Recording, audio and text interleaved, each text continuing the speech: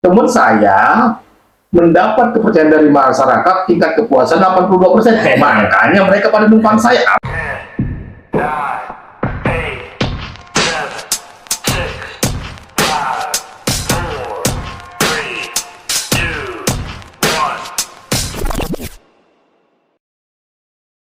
Tepat tanggal 17 Agustus 2023, Republik Indonesia, negara kita merayakan hari ulang tahun yang ke-78.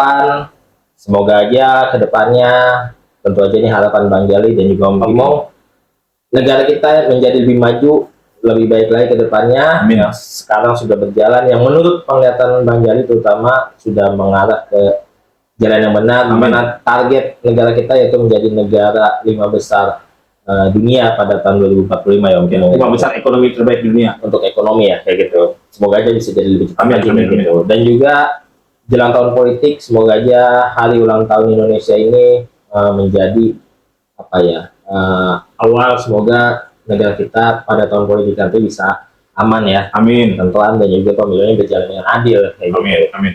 Nah, karena kita ngebahasnya masih politik, yaitu di orang awam bicara politik. Tadi Om Kimong nonton ya acara apa? Oh, 17 Agustus di istana ya gitu ya. Itu ya dimana yang meriah ya. Suasananya apa ya, menghibur kayak gitu. Iya. Tapi kita nggak ngebahas itu. Ya. Kita ngebahas apa tuh? Tanggal 16. Tanggal 16 itu rapat tahunan ya. Iya, ini MPR ya. DPR dan DPD. Oke, jadi di situ ada pidato yang cukup apa ya? Cukup bukan menggelitik ya, cukup mengena ke beberapa pihak ya pidato Pak Jokowi kayak gitu. Asik ya gitu ya. Cuman Bang Jali nonton full, cuman menangkap di bagian-bagian awalnya di mana Pak Jokowi akhirnya memberikan pernyataan merespon apa yang terjadi belakangan ini. Iya. Terutama soal yang kasus Rocky Gerung tuh. Iya. Secara nggak langsung dia merespon. Iya. Kayak gitu. Nah kalau Om Kimong melihat pidatonya Pak Jokowi itu bagaimana? Ini Bang Jali, salam merdeka. Ya, alhamdulillah 78 tahun Indonesia sudah merdeka. Dan mudah-mudahan di tahun ini sama tahun depan insya Allah Pak Jokowi masih ada rapat tahunan di MPR dan sama 17-an. Dan mudah-mudahan ini adalah tonggak untuk kedepannya Indonesia lebih maju dan target di 2045 menjadi negara terkuat ekonominya minimal nomor 5. Gitu. Nah, sebelum ke Pak Jokowi, ini Bang Jali, ini apa ya, sekilas saja lah. Bang Sud bicara juga asik. Nah, terus ada lagi Ketua DPD, Nyala Mataliti ya? Nyala Mataliti. Nah, itu juga bicara tentang kebangsaan. Dan pada dasarnya dua lembaga tinggi negara. MPR sudah jadi lembaga tinggi ya, Om Kimong baru tahu kemarin. Selama ini kan mata pelajaran Om Kimong bahwa MPR adalah lembaga tertinggi. Ternyata kemarin lembaga tinggi, makanya Om Kimong tidak berjajar sama gitu. Nah itu banyak dinamika undang-undang yang harus dilihat kembali. Itu menurut Bang Sud dan menurut Ketua DPD Nyala. Nah ini adalah tonggak sejarah yang harus dipikir ulang karena setelah di amandemen berubah tahun 2009 itu terjadi banyak ada ketimpangan yang menurut beliau Pak Bamsud dan Pak Nyala ada yang harus diperbaiki lagi. Oke. Nah mengenai Pak Jokowi apa ya, ini sedap, ini ngelitik banget lah gitu loh. Pertama tentang disebutnya populasi kebudayaan. Dan ini Om Kimong melihatnya hebat. Jadi maaf Sobat Kimong, ini mungkin Om Kimong salah ya. Karena ada satu kisah katanya, itu Nabi Muhammad diludahi berulang kali, tapi Nabi Muhammad nggak marah. Malah suatu hari orang yang meludahi Nabi Muhammad nggak ada, ditanya, ternyata orang tersebut sedang sakit dan itu dikunjungi sama Nabi Muhammad. Nah ini Pak Jokowi di dalam pidatonya kemarin, ini bukan sebanding ya, bukan berbanding ya, tapi ini gambaran aja. Dicaci maki, dihina, di segala macam. Pak Jokowi hanya menyatakan bahwa ini ada krisis populasi kebudayaan. Artinya apa? Pak Jokowi menerima kritikan, menerima masukan Tapi ya toh budaya kita orang timur adalah tahu etika, tahu adab. Nah makanya Pak Jokowi kemarin sempat nyindir. Iya jangan pakai bahasa yang apa ya, tolol lah, segala macam lah. Nah itu. Jadi poinnya adalah itu apa leganya Pak Jokowi, apa legowonya Pak Jokowi menerima masukan, mengkritik disampaikan dengan baik, apalagi kejadian-kejadian belakang ini tidak baik pun masih dia terima. Tapi kemarin curhatan yang benar-benar dia sampaikan adalah, yuk ke depannya kita berperilaku lebih baik. Artinya apa? Boleh mengkritik, tapi bukan menghujat, gitu loh. Nah itu yang mungkin mengtangkap loh, Bang Jali. Kalau pidato Pak Jokowi yang cukup menarik, konteksnya kan Bang Jali fokusnya bukan fokus ya, yang Bang Jali tangkap itu di suasana politiknya kan. Jadi Pak Jokowi bilang bahwa membebaskan para ketua-ketua partai kan banyak gitu, ketua partai yang hadir, tapi ada juga yang tidak, kayak gitu ya kan. Banyak para capres ini menggunakan fotonya, foto beliau. Iya, itu juga mengkritik juga. Kampanyenya, foto capresnya. Ada foto dia tapi ada foto capres. Iya. Bahkan ada foto calegnya juga kayak gitu kan gitu. Nah ini yang siapa yang dimaksud sama Pak Jokowi kayak gitu. Nah kalau menurut Bang Jali adalah ada beberapa capres yang sudah menggunakan ya kan. Kalau untuk koalisi perubahan jelas tidak menggunakan foto itu, Pak Anies ya kayak gitu. Berarti tinggal dua nih yang sudah mengusung adalah Pak Ganjar dan juga Pak Prabowo gitu yang menggunakan foto beliau pada kampanyenya gitu. Nah ini membahas itu, membicarakan itu dalam maksud konteksnya bukan mendukung sih kalau Bang Jali, malah kayak agak sedikit mengkritisi karena seakan-akan ini belum izin sama beliau kayak gitu. Nah ini Om Kimung menanggapinya gimana nih? Karena itu yang banyak kita kan lagi bahas tahun politik kan, ini yang rame ya, udah mulai belak-belakan Pak Jokowi. Jadi ini asik lagi ya, asik benar-benar asik. Pak Jokowi itu kembali lagi legowonya bukan main. Beliau menyatakan foto saya ada di mana-mana. Awalnya itu foto saya ada di mana-mana. Tapi saya bukan sendiri loh katanya. Itu kan sindiran. Saya bukan sendiri loh. Saya ada foto yang di sebelah saya. Capresnya. Entah capres, entah apa, segala pokoknya ada. Nah, di situ beliau menyampaikan tidak perlu izin lagi. Dia tidak menolak, tidak memarahi. Artinya apa? Kalau ada kelompok koalisi perubahan mau memakai nama di belakang dia pun, ya silakan, gitu loh. Tapi kan kayaknya nggak mungkin gitu. Tapi di situ dia poinnya adalah dia tidak menghalangi, tapi dia juga tidak mengizinkan, tidak memberi izin gitu. Karena tidak ada yang izin. Bang, tidak ada izin. Jadi memang latar belakangnya itu cuma untuk background doang gitu, untuk apa ya? Endorse bahasa sekarang ya, dumping aja gitu. Dan itu Pak Jokowi sudah menyampaikan unek-uneknya gitu loh. Artinya apa?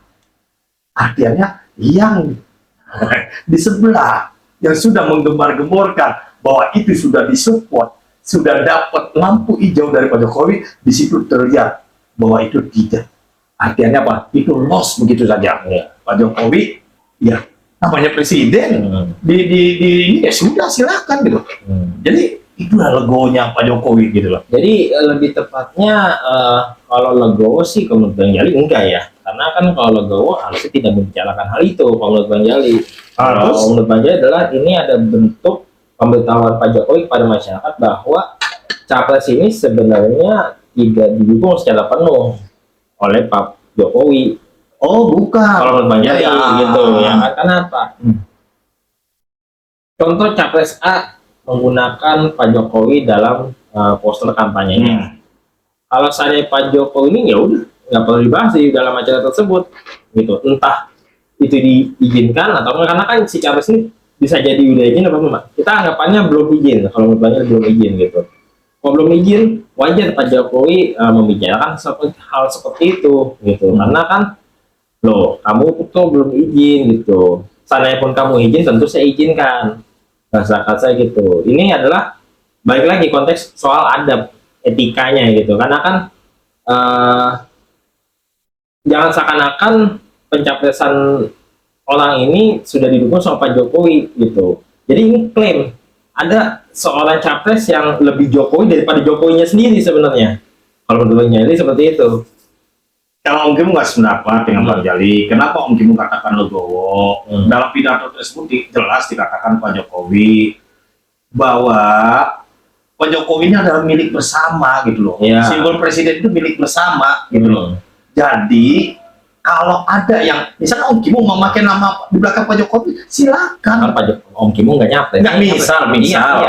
Mau caleg juga nggak apa-apa, caleg Iya. juga boleh di belakang. Jadi bukan capres saja, Iya. caleg segala macam apapun. Iya. Karena di dalam bidang itu silakan, gitu loh. Artinya dia tidak mengizinkan, tidak melarang, tapi juga tidak mensupport. Artinya dilepas gitu loh di situ. Jadi makanya Pak Jokowi legowo karena dia figurnya adalah milik bersama, milik rakyat gitu loh. Nah cuman di seberang sana makanya kemarin Pak Jokowi juga pidatonya ada yang bawa nama lurah, tunggu izin lurah, belum dapat restu lurah, bla bla bla bla. Akhirnya Pak Jokowi bilang, oh lurah itu saya toh, saya bukan lurah, saya presiden. Kan itu ada sindiran-sindiran gitu loh. Nah jadi kalau dia mau memasang foto tanpa embel-embel, ya silakan. Nah, dalam pidato tersebut dia menegaskan, Pak Jokowi menegaskan, siapapun boleh memakai foto saya, tapi saya tidak support. Artinya saya tidak sepenuhnya mendukung. Walaupun itu nanti Pak Ganjar, walaupun itu nanti Pak Prabowo, walaupun itu nanti Pak Anies, silakan pakai. Bukan berarti saya berada mensupport gitu loh, itulah konteksnya gitu. Makanya Om Kimo bilang Pak Jokowi itu legowo. Legowo dalam kata ini saya milik orang, milik bersama gitu loh. Berarti secara keseluruhan pidato Pak Jokowi itu tidak ada nuansa politik menurut Om Kimo? Nuansa politik adalah menegaskan, artinya apa? Jangan saya dibawa-bawa. Tadi kan katakan lurah, jangan saya dibawa-bawa. Izin lurah dulu, belum dapat restu lurah. Makanya di sini saya bukan apa-apa loh, saya bukan ketua umum. Itu sindiran pedas loh, saya bukan ketua umum. Gitu loh. Cuman harusnya Pak Jokowi bilang aja sih, harusnya sih kalau namun saya mendapat kepercayaan dari masyarakat tingkat kepuasan 82%. Makanya mereka pada numpang saya, harusnya sih. Cuman kan Pak Jokowi cakep banget mainnya. Saya bukan ketua umum. Gitu loh. Ini sebenarnya Bang Jali akhirnya menemukan Pak Jokowi harus dikritisi ya, karena ada kontradiksi pendapat yang berbeda berulang kali saat acara di mana yang jadi relawannya itu, yang dia bilang dia bakal cawe-cawe. Itu Pak Jokowi berulang kali, saya bakal cawe-cawe melobi para partai-partai.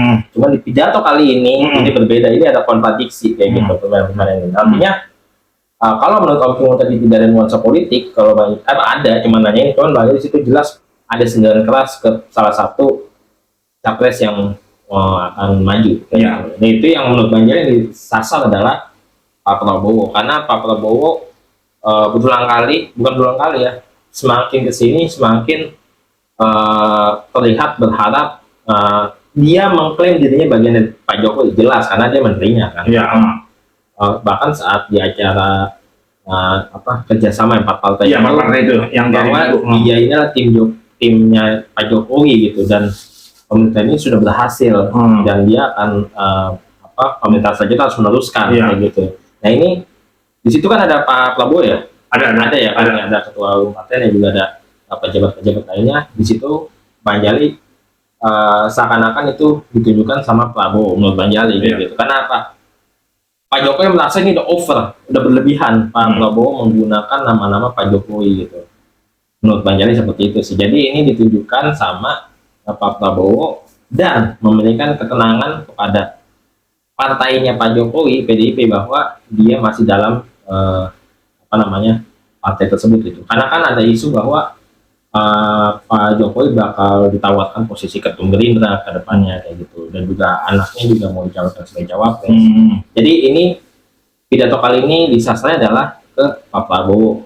Pidatonya Pak Jokowi kali ini menurut Bang Jali sih, tafsir Bang Jali. Kalau Om Kimo nggak karena ngerasa udah berlebihan Pak Prabowo ini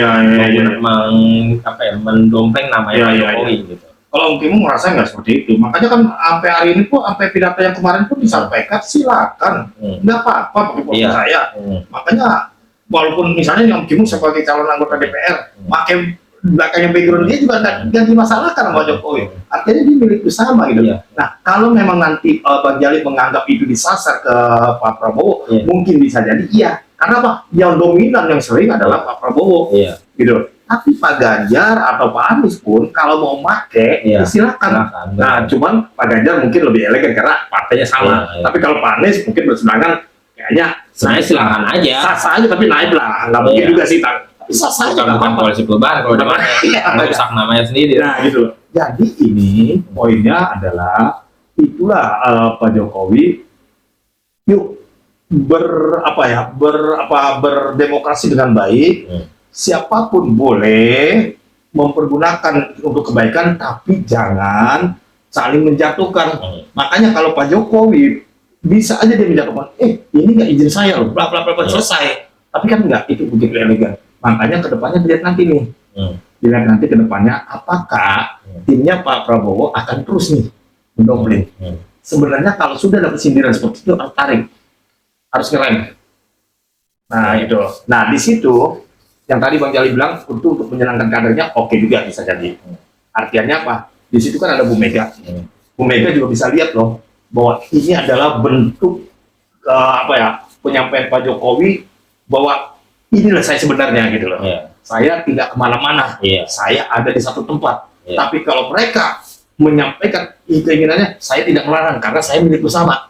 Artinya sebagai presiden itu loh kuncinya. Oke, jadi ya ini semakin menarik ya. Pak Jokowi mulai bisa dibilang mulai terlibat. Mulai. Karena menjelang nih. Mulai ini. Satu lagi Bang Jali nih. Pak Jokowi udah mulai terbuka lagi adalah kata lurah. Itu juga sindiran loh. Sindiran artinya yang lain nih, makanya koalisi boleh berubah-ubah, tapi kenapa selalu kiblatnya tunggu perintah lurah, tunggu restu lurah. Nah, itu juga sindiran bahwa Pak Jokowi tidak ikut campur di dalamnya. Nah, gitu loh. Itu benar atau tidak? Itu nggak tahu. Itu kan permainan kata-kata. Yang tahu hanya Pak Jokowi dan orang-orang yang terlibat di dalam nuansa tersebut. Jadi kalau tadi Pak Jokowi tidak terlibat, Pak Jokowi mungkin tidak terlibat, cuma membuat penggiringan sih. Nggak bisa dipungkiri. Iya, bisa. Iya. Karena kan Pak Jokowi selalu bilang pilih pemimpin yang tepat, pilih pemimpin yang bisa berkelanjutan. Jadi tapi kalau mau bilang Pak Jokowi nggak terlibat dong, tapi cara penggiringannya halus, smooth gitu. Kalau istilah marketing itu ini soft selling, bukan hard selling ya gitu. Dan di tanggal 16 Agustus itu ada penggiringan buku yang benar-benar Bang Jali katakan ini yang sudah berjalan jangan sampai mundur, jangan sampai stop. Harusnya ada pemimpin yang berani, pemimpin yang legalitas kepercayaannya tinggi, itu yang disampaikan Pak Jokowi. Jadi dikirim ke arah mana gitu. Jadi ada sebenarnya Pak Jokowi itu dia tahu dia yang lurah sebenarnya kayak gitu. Kan para ketum, para kader partai ini menyebut lurah ini karena ya baik lagi ke hasil survei itu tuh yang 80% gitu. Karena sebenarnya bukan kata lurahnya, cuman apa yang bisa dapat suara lurah siapa ini sebenarnya kayak gitu loh. Makanya pada tarik-menarik. Iya gitu ya kan. Ya ini yang menurut Bang Jali itu balik lagi Pak Jokowi udah mulai risih sama pergerakan orang-orang yang terus mencatut namanya beliau gitu. Iya. Udah mulai risih. Ya, tapi dia tidak bisa artinya tidak tidak dilarang enggak gitu. Karena kan yang kalau untuk masalah dukungan Bang Jali udah tahu Pak Jokowi dukung siapa untuk penerusnya kalau Bang Jali tafsir. Cuman skenario apa yang mau ditampilkan pada pemilu nanti ini Bang Jali belum tahu. Pak Jokowi apakah ini tafsir Bang Jali apakah tetap dengan 3 capres, resikonya adalah terjadi 2 putaran dan biaya untuk pemilunya membengkak gitu.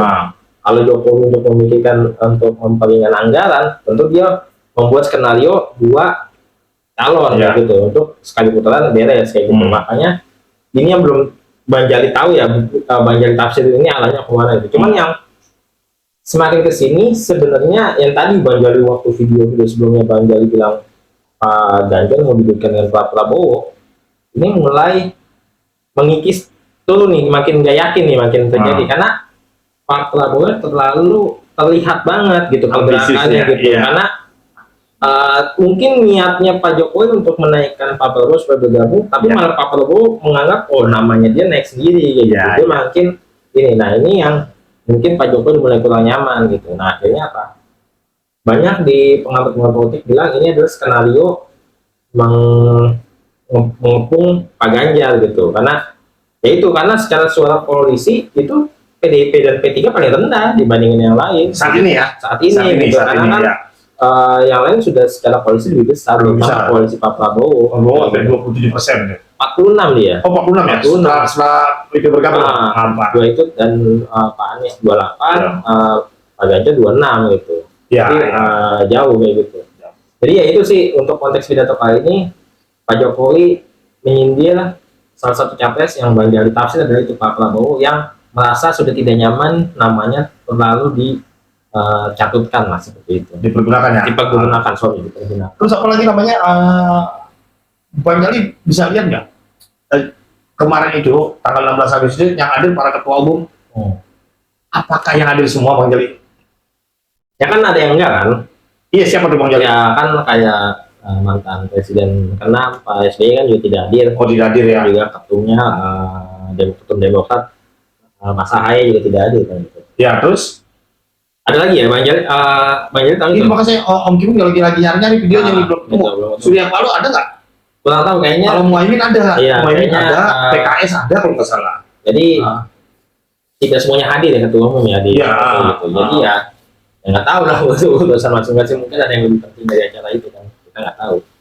Ya, tapi ya harusnya rapat sidang tahunan ini lebih penting karena ini hanya rapat lembaga tinggi semua adanya di situ gitu. Iya, Di sidang tahunan itu gitu. Kalau untuk Pak SBY nggak ada itu masih oke lah, karena kan bisa dibilang tidak terlibat langsung. Oh ya, ketua umum lah, ketua umum lah yang paling penting. Ya jadi ya itu sih poinnya untuk pembahasan pidato kali itu.